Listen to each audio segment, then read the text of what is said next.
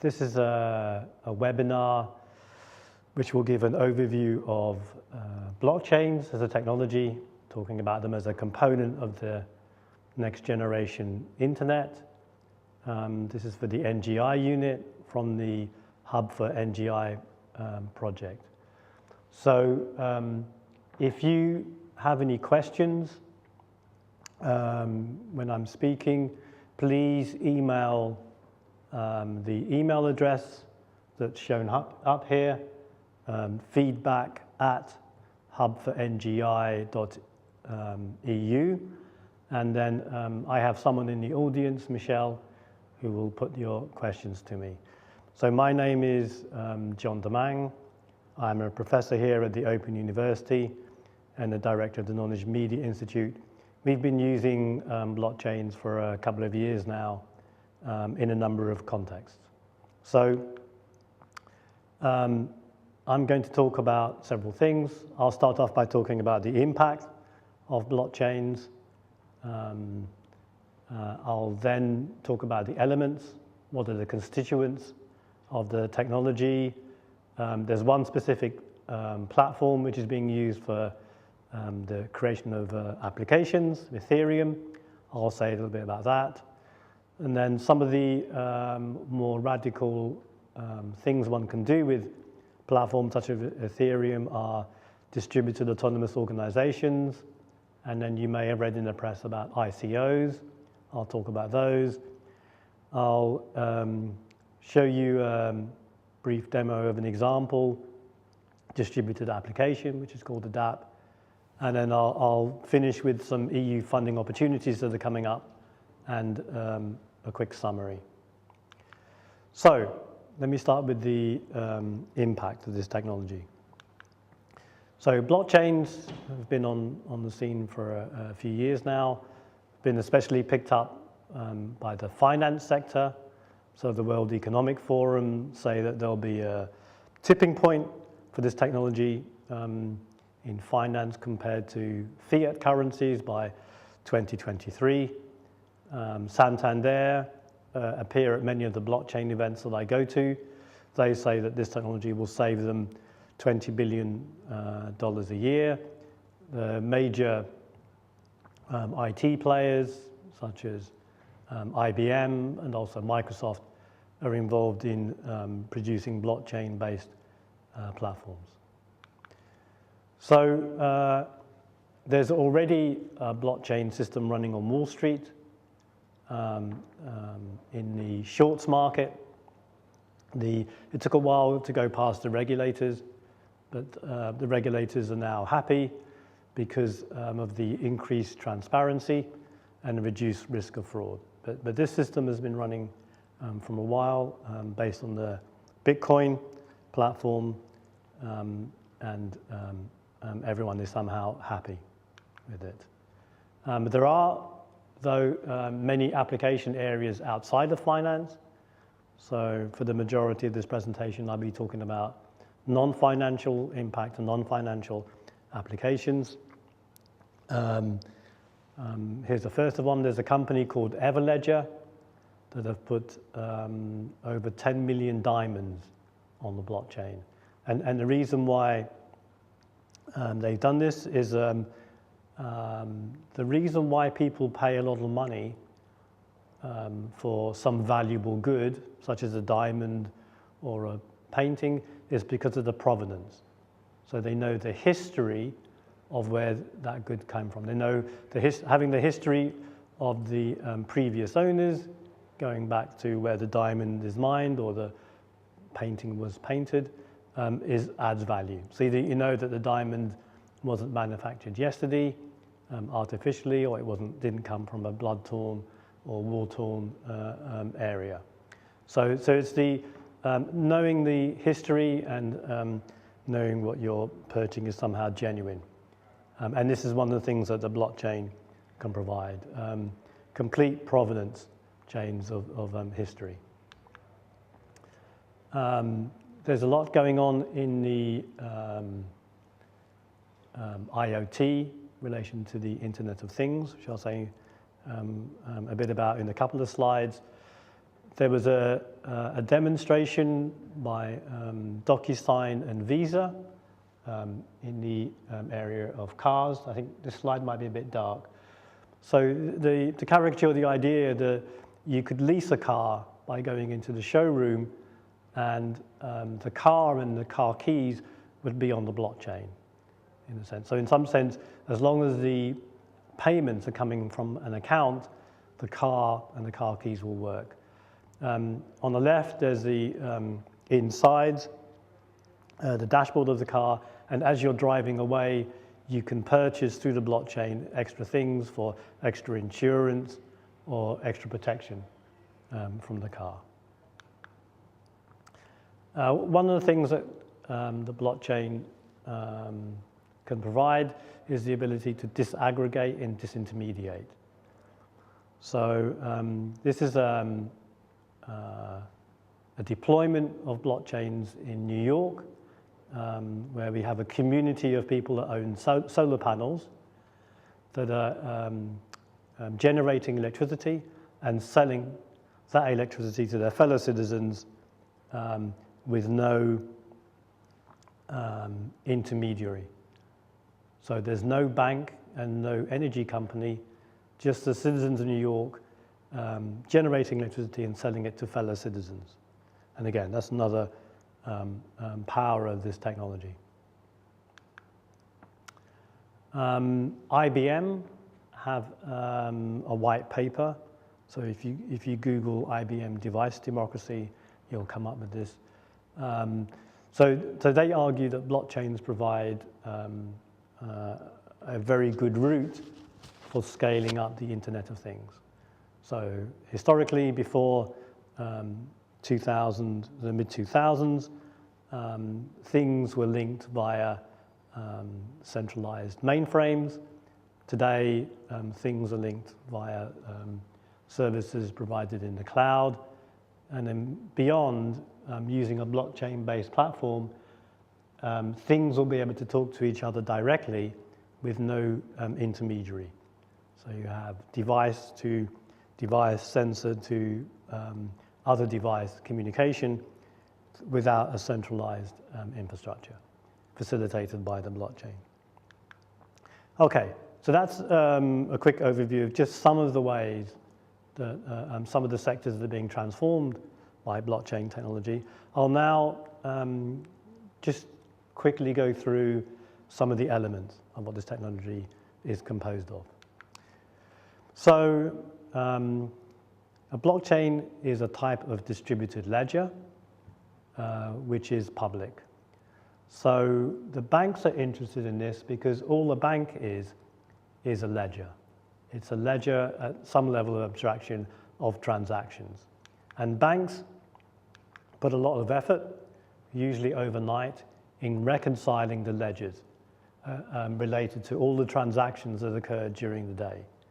So banks will have a lot of software and platforms for aligning ledgers. With a blockchain, there becomes one global source of truth, so that everybody trusts. So there is no longer a set of ledgers, there is just one ledger which is shared by and trusted by all the stakeholders involved. One of the technical underpinnings for blockchains are the cryptographic hash functions. These are hash functions where you have an input. The input can be of any size, could be a whole, could be an image, could be a movie file, could be a simple string. And then the function generates what's called a digest, which is always the same length. So you get an output string, which is a fixed length corresponding to the input. Another feature of this function is that small changes to the input result in large changes to the output. So nobody's able, in principle, to go back from the output to the input, which makes them secure. So the hash functions are used to produce hashes, which act as thumbprints of documents. So a blockchain is simply a list of blocks of data which are connected by the hash function. So that you have a header block, the first block that you would see, that links to the previous block, which links to the previous block, all using the hash function. And from the properties of the hash function, one is not able to tamper with any of the data in any block. Because if the data was tampered with, the hash would no longer work. So this is one of the technical elements which provides security for the blockchain. So you know that the data is somehow immutable because everything is linked together via the hash function.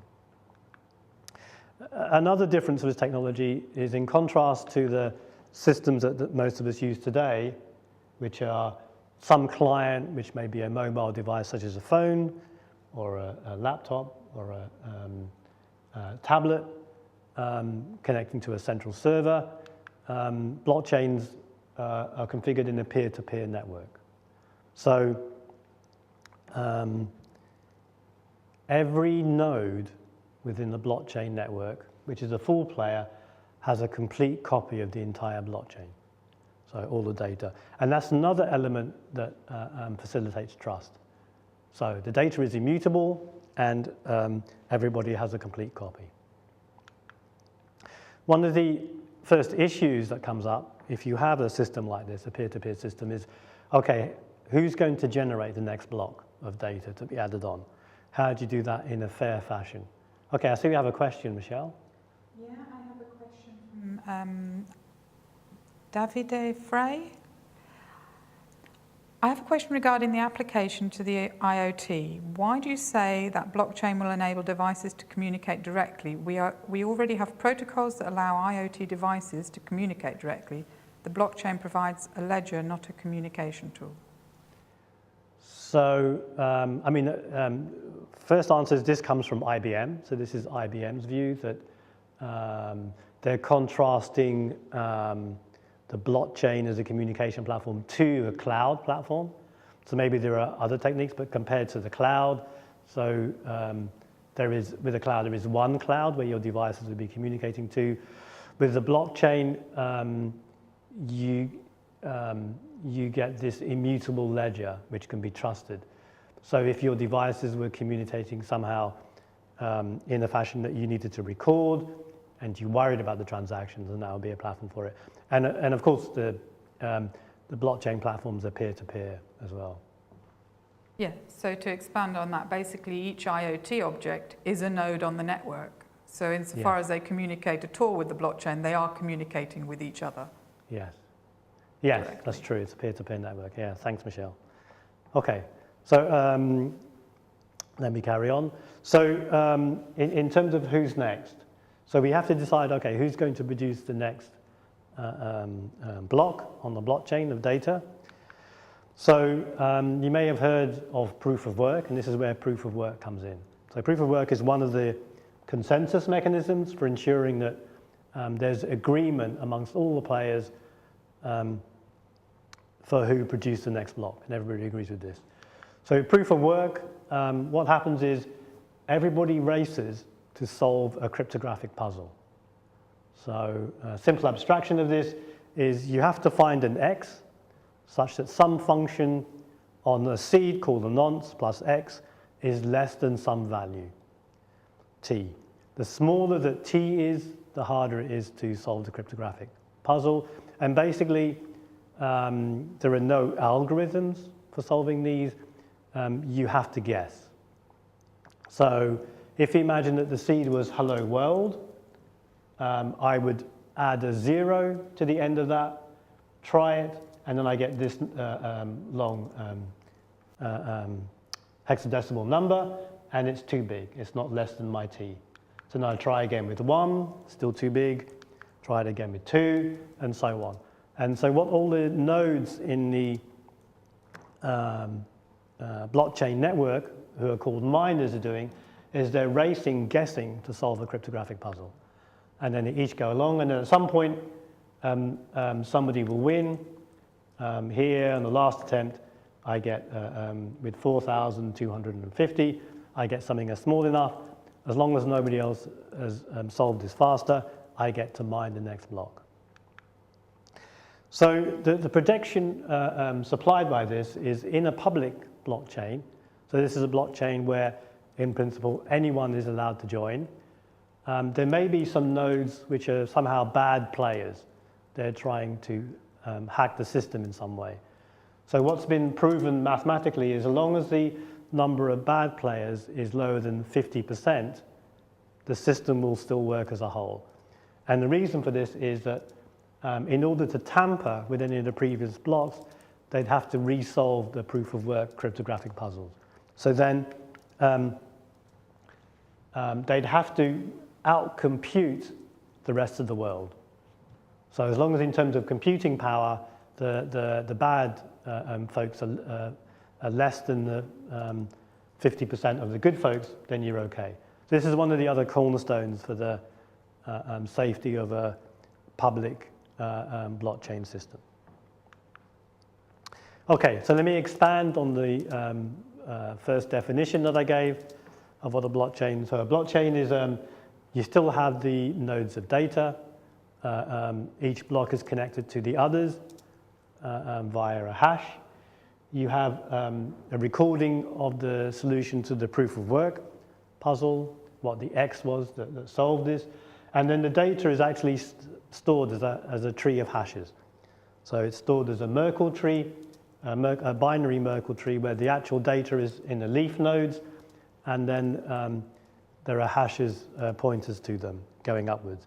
And again, this helps protect the data in that if any of the transactional data is tampered with, one can know, because the hashes would no longer work.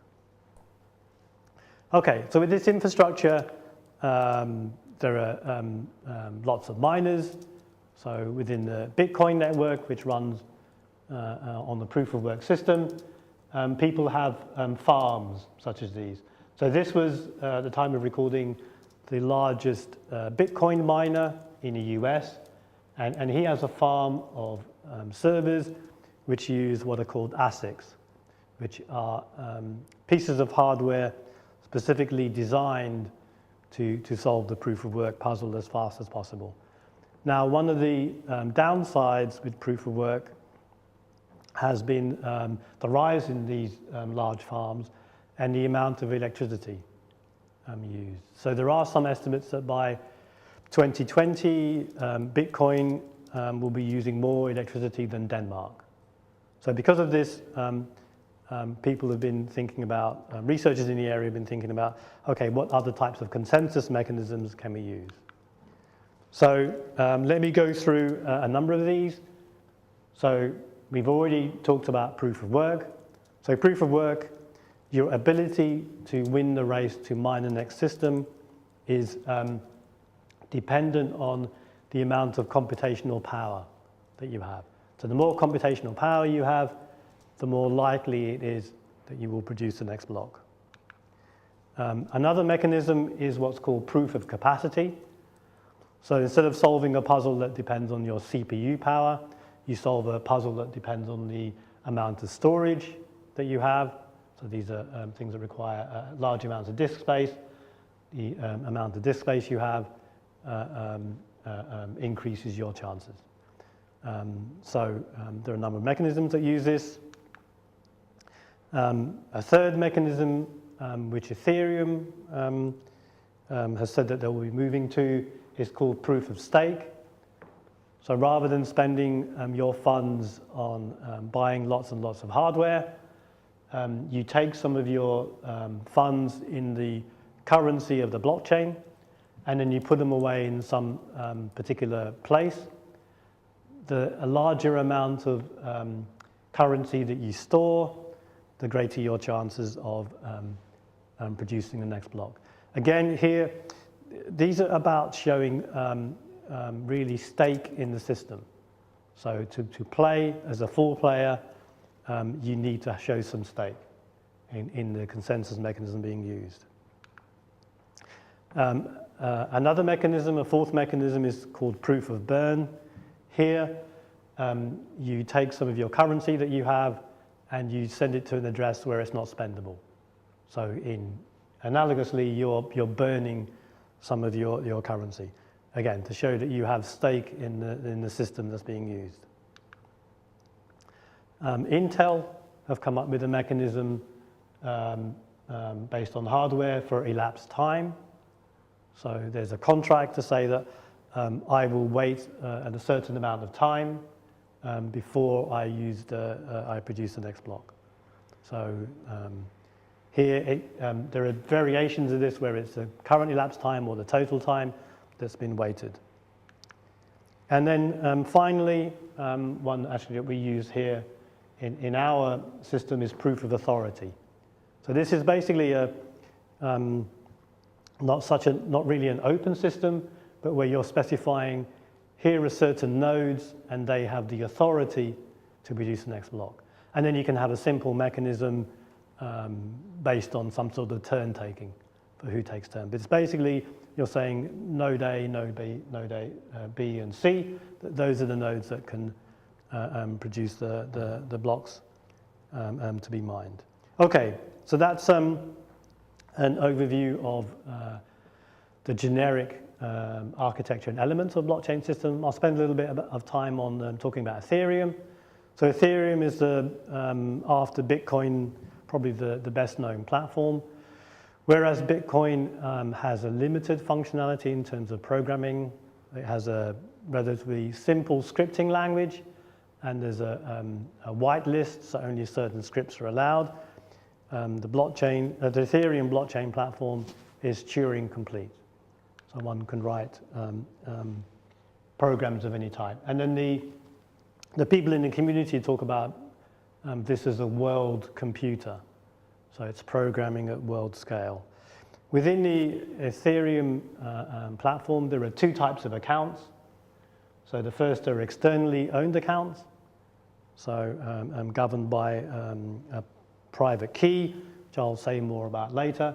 But this can be used to send funds, so one can use this to transfer funds from one externally owned account to another.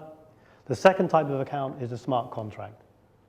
So this is a piece of computer code which in principle can act like a legal or financial contract.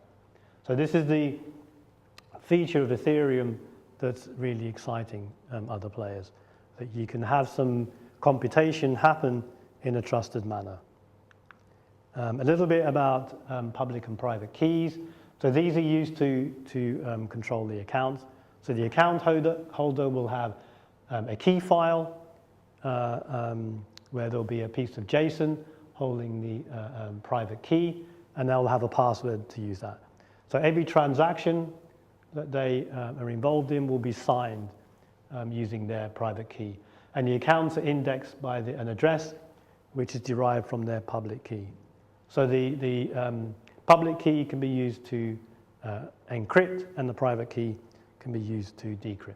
So everything is based on this account, and again, this adds to the why blockchains can be trusted, because every transaction comes from a privately signed transaction from some account. The external accounts can be handled in two ways.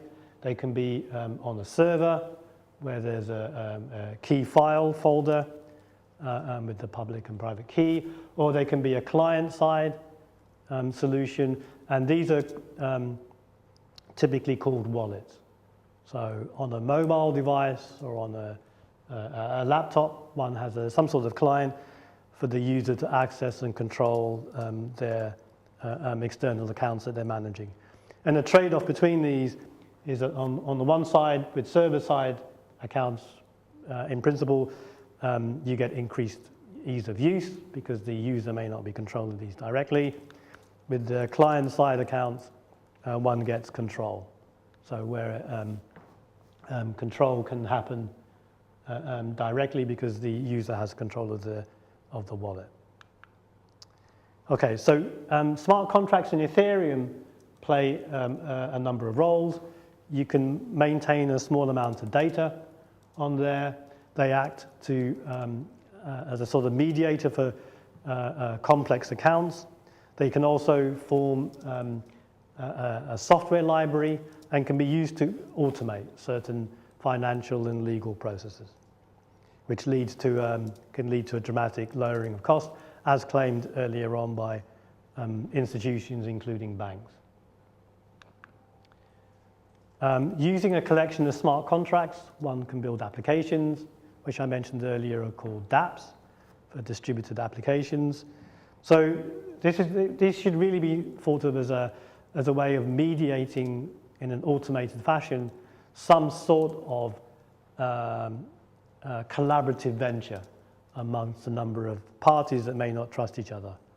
So there's a collection of smart contracts which are managed through some sort of interface, which may be a mobile interface or maybe a web interface. There are specific browsers for managing dApps, which are called D-browsers. Ethereum has one which is called Mist. And these look like typically the iTunes application for managing mobile applications. So here one can manage the dApps that one is using and manage the various accounts as well.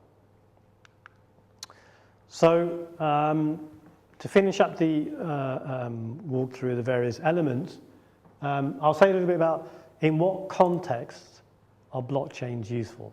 So there's a great website, which is the URL's on the bottom of this slide, which talks about avoiding pointless blockchain projects. So for the blockchain to be useful, one needs ideally a shared database. There should be a reason to share data. There should be multiple writers of the data, not just multiple readers. So multiple parties that are writing data. And these parties do not all trust each other completely. So there should be an absence of complete trust amongst the various parties. There should be a need for disintermediation. So if there are middle players, for example, banks or legal institutions, disintermediation could lower costs or increase efficiency. The transactions should interact. Again, ideally, it shouldn't be that each transaction is completely separate from every other transaction, but there is an interaction between them. So the best example is in the financial area. So one's bank balance is dependent on all the transactions one has been involved in, not just the last financial transaction. There should be a set of rules, so it should somehow not be a free-for-all. There are rules that need to be followed, and there should be validators for those rules. So certain parties, again, there could be banks, it could be for expensive goods, it could be in the diamond industry, it could be validators of diamonds. Somebody has to validate that rules are being followed, and there should be some organizations that back the assets, whether they be currency, goods, or legal artifacts that are being moved. I'll say, so as I mentioned earlier, maybe one of the more radical things that are coming out of this are DAOs and ICOs, and I'll say a little bit about those as well.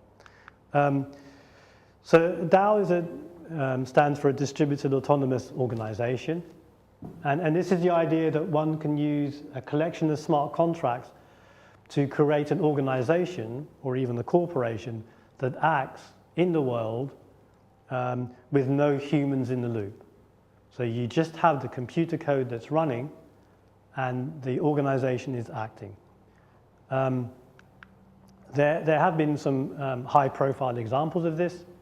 So on the Ethereum platform, there was an artifact called the DAO, which at its highest point had over $160 million worth of funding. It was acting a bit like a venture capitalist, where the funding was crowd-sourced, so it was crowdfunding venture, and the decisions on who to fund was carried out by the consensus mechanisms with the smart contracts running on top.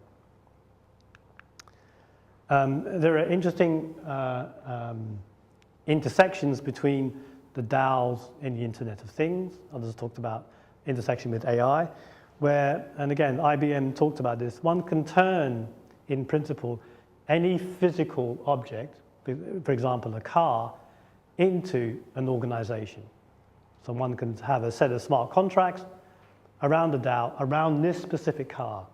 and then with no humans in the loop, this car sells itself, maybe it's being rented on the market. So it's searchable, people can find it, book it, come, take away the keys, drive it, and then payments would come in.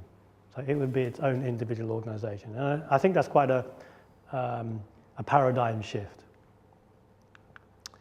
I want to say a little bit about ICOs as well and contrast them to the standard ways of financing. So ICOs have appeared a lot, and there have been a number that have attracted over $100 million worth of funding, and it's a new way of funding startups. So when a startup comes along, so a company is set up, and they at some point have an initial public offering where anyone can come along and buy shares in the venture if they believe in it by producing funds. So you pay euros or whatever currency you want to, and you buy some shares in the venture. Those funds are used to produce services. When the services are ready, the users pay for those services. So then you have a system where funds are being paid by users. Some of those are going into the organization. Some of those are being taken off by shareholders in the form of dividends because they invested earlier. Okay, with the initial coin offering, there's a change to this model. So here, somebody says, okay, I have an idea for a blockchain startup. Maybe I have a white paper, I'm going to set this up. And then they will create their own currency, their own set of tokens, which potential investors can buy. So they say, okay, I'm going to buy these tokens, whatever they are, even though at the moment these tokens don't have any value. Then at a later point, the services will come onto line based on the blockchain. Users will be paying for those services with the same currency that the initial investors came in. So then the currencies that the investors bought now have a value. One of the interesting things about this, or a couple of interesting features, one is that really the distinction between the shareholders and the users is not so great. Each are buying tokens, and then there are services coming online, and it's a specific currency. The other is that all of the finances are not siphoned off anymore to the shareholders, because they're buying tokens of the currency that's used to pay for the services in the blockchain system. So in some sense, the company is now distributed across the shareholders and users, and their roles are blurred. So then the tokens are staying within an ecosystem, within a community, all for the beneficial of the users or shareholders as they go on. And as I said, there have been some worries because this is not regulated, but there have been some high-profile cases, as I mentioned earlier, attracting over $100 million of investment. I should also mention that along with the blockchain, one doesn't normally store lots of data in the blockchain. Typically, these are coupled with other data storage systems, and the most popular is the peer-to-peer storage system called the IPFS for the interplanetary file system, which uses a content address-based data storage. So the contents of files are identified by the hash of the contents, and there's a peer-to-peer network. So one can see coupled systems. In fact, we use them here at the OU, where the transactions are on the blockchains, and then the main data is in IPFS. Okay, so that's quite a lot of high-level concepts to go through. So I'll go through an example DApp that we've created and talk you through behind the scenes, so you can get an element of what happens when one builds an application on this type of platform. So we've been looking at this from an educational viewpoint. We see the blockchain platform as a possible mediator between all the stakeholders in higher education, so between the students, employers, people providing learning materials, teachers delivering those, accreditors, etc. One of the things that we've done is we've taken a standard for micro-accreditation, an open badges standard, and we've turned it into a set of smart contracts. So there are smart contracts to assert that somebody was given an educational award. to assert what the award was, what the badge was, who the recipient was, who the issuer was, what the criteria, and the evidence for the award. Does the award align to any other educational type of certificates? And then we've also produced a number of applications on this. Let me just see if this is running. Yeah, I have a little video here. So here, we're imagining a corporate setting where employees get a number of tokens. So each employee gets 100 tokens, and then employees can spend these tokens on each other in recognition of certain skills. So here, each employee has a reputation bar for things like communication, collaboration, and leadership skills. As the employees spend tokens on each other, these are automatically turned into badges through smart contracts. So here we've moved the issuing of awards away from an educational institution into a company to ensure that corporate training is really transferred to the workplace. So underneath that demo, there'll be a smart contract. So we have one which is called a reputation contract. And then attached to those, we have two interfaces. So Michelle has an interface where she can see her reputation, she can transfer funds, and Kevin has a similar interface. And there are various functions to get your reputation, to get your balance, to send reputation in the smart contract. So underneath, Michelle uses the web form. She hits it to send tokens to Kevin for his organizational skills. The transaction goes into a bucket. So we have a bucket of transactions. All the other players in the system will have their transactions in a pending pool.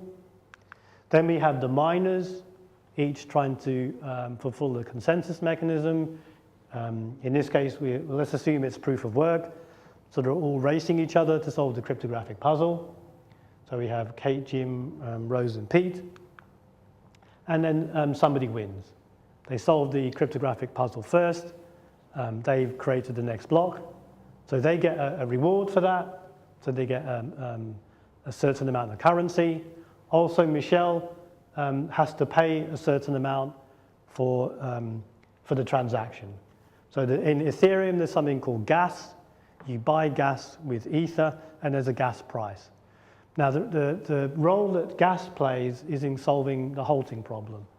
So if you have arbitrary computation happening on a lot of peer machines, you need to prevent the case where computation runs forever. So gas solves this easily, where you set an amount of gas that you're prepared to pay for every transaction you send. If your gas runs out before the computation is finished, then it just stops. Once it's been mined, the 4 tokens are transferred over to Kevin, and then various receipts are generated to say that the transaction went through. There are a number of startups that we're collaborating in this space. I just mentioned them as an aside. There are 4 startups here in the UK, a number of them in London, working on putting CVs on the blockchain, so that reducing fraud, also connecting students directly to potential employers, reducing the hiring process.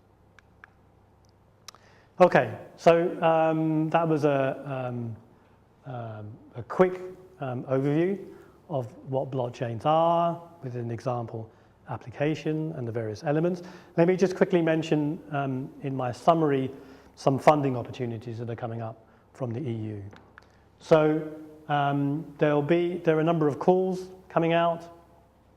So there's call 1, which will close on the 17th of April next year, for 3 research and innovation projects with a total budget of 21.5 million euros. And there are 3 CSAs coming out as well, a total overall budget of 7 million euros.